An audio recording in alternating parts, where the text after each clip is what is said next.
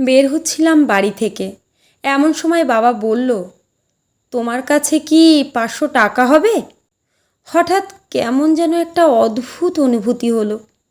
বাবা দিকে তাকিয়ে মনে পড়ে গেল সেই ক্লাস 2র একটি কথা।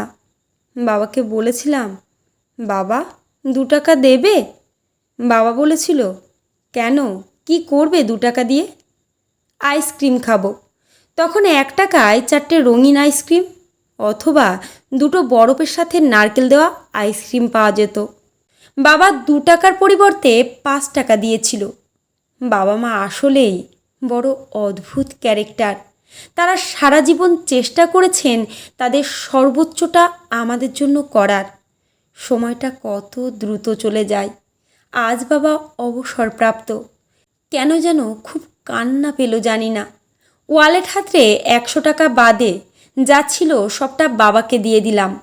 বাবা বলল, হারে পাগল, এত দিয়ে আমি কি করব? আমি বললাম, বাইরে যাও, তোমার বন্ধুদের সাথে আড্ডা দেবে, যা খুশি কিনে খাবে আর কি। বলেই উল্টো ঘুরে হাঁটা শুরু করলাম, নিজের চোখের জল লুকোতে। আপনজনদের জন্য সময় মতো কিছু করতে না পারলে কিসের চাকরি, কিসের ব্যবসা, এসব দিয়ে কি হবে? কিসের প্রাচুর্য? সবই তো ক্ষণস্থায়ী। আমি মনে করি আমার বলে কিছু নেই।